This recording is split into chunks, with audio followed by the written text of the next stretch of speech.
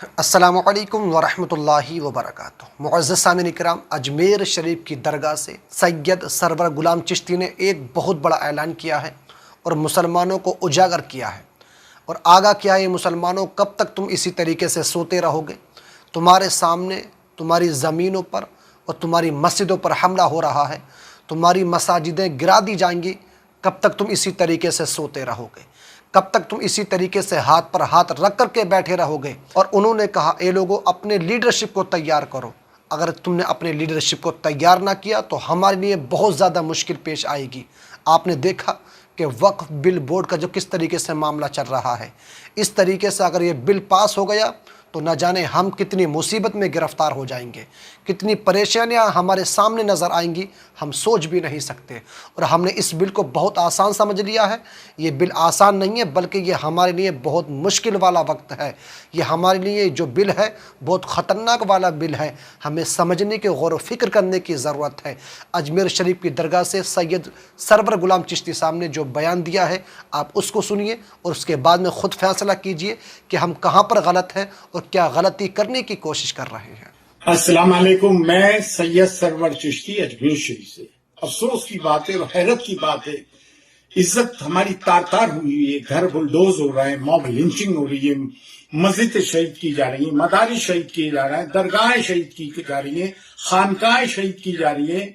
یہ وقت امینڈمنٹ بل 2024 آیا، جگہ جگہ سے آوازیں اٹھا رہی ہیں کہ یہ جو کیو آر کوڈ دیا ہے اس کو آپ پنچ کریں، اپنا اسکین کر کے ڈالیں، اس کو ریجیکٹ کریں۔ آج کی تاریخ 10 سپٹمبر 2024 تک آج تک بھی کسی نے وقت امینڈمنٹ بل 2024 کے خلاف کل 40 لاکھ لوگوں نے اس کو اسکین کیا ہے۔ کیوں سو گئے؟ دیکھو کیوں سو رہے ہو میاں، روڈ پہ تو آنا ہی پڑے گا۔ ایک تو ویسے ہی تم لوگوں نے بہت دیر کر دی ہے، برداشت کر کے ظلم اور زیادتی سہتے ہوئے۔ ظالم سے بڑا گناہگار وہ ہے جو ظلم برداشت کرتا ہے۔ ایک ڈیموکریٹک کنٹری میں رہتے ہو، اپنی ڈیموکریٹک رائٹس کا تو استعمال کرو، آپ کیوں نہیں کر رہے؟ ایک بات اور کہنا چاہتا ہوں میں آج اپنے دل کی، جو میں کئی بار کہہ چکا ہوں، کسی کو تو اپنا لیڈر تسلیم کرو گی۔ میں تو اسد الدین اویسی صاحب کو دیکھ رہا ہوں کہ باپ بانگے دول وہ آواز اٹھاتے ہیں، کس کے آوازیں اٹھاتے ہیں، توقیر رضا خان صاحب اٹھاتے ہیں، آپ کے سجاد نعمانی صاحب اٹھاتے ہیں، اور بھی دیگر حضرات اٹھاتے ہوں گے، میرے کو ابھی اس وقت ان کا نام ذہن میں نہیں آ رہا ہے، تو اس لیے میں معذرت چاہتا ہوں، آپ لوگ بھی اٹھاتے ہیں، لیکن سب میں بڑی آواز آج پارلیمنٹ میں مسلمانوں کی کوئی ہے تو اسد الدین اویسی صاحب کی مولانا۔ لیکن آپ کو ان لوگوں کے سچے قائد سے مسلمانوں کو ہمیشہ بدگمانی رہتی ہے۔ یہ مولانا ابوالکلام آزاد کہہ کے گئے تھے، اور 1400 سال کی تاریخ بھی ہے ہماری۔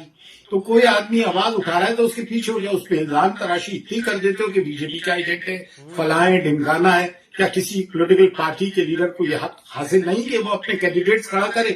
ہر کوئی کینڈیڈیٹس کھڑا کرتا ہے تو آپ کہتے ہو بی جے پی کا نمائندہ ہے، ووٹ کٹوا دیے۔ ان کو ووٹس ملتے کتنے ہیں جو ان کے کٹ جانے سے کوئی نان بی جے پی کا کینڈیڈیٹ ہار جائے گا؟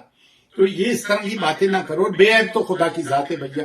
کسی کو لیڈر تسلیم کرو جس کے پیچھے چلنا سیکھو، ہر اعتبار سے وہ بھرے پورے ہیں، صاحب حیثیت ہیں، خوبصورت ہیں، خوش عقیدہ ہیں، پڑھے لکھے ہیں، ویل ڈریسڈ ہیں، جم کے بولتے ہیں، پارلیمنٹرین ہیں، بیرسٹر ہیں۔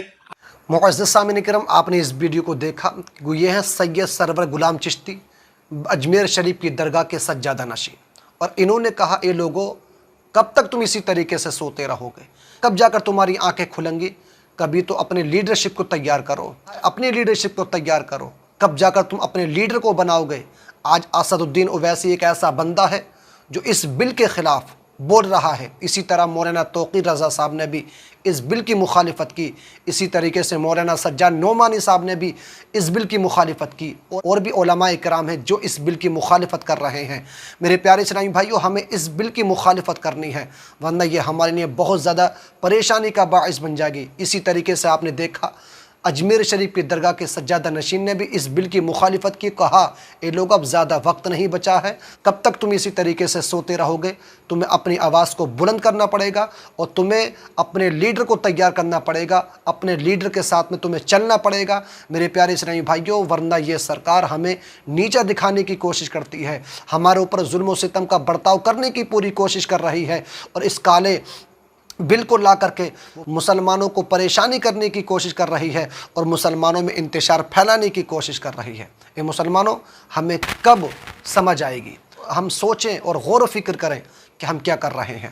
میرے پیارے اسلامی بھائیوں، ہم اب سے پہلے بھی آپ سے یہ بات کہتے آئے ہیں کہ اپنے لیڈرشپ کی تیاری کرو۔ اگر آج ہمارے پاس ہمارے رہنما ہوتے، ہمارے قائد ہوتے، آج ہماری لیڈرشپ خود ہماری ہوتی، تو آج یہ ہمیں پریشانیوں کا سامنا نہیں کرنا پڑتا۔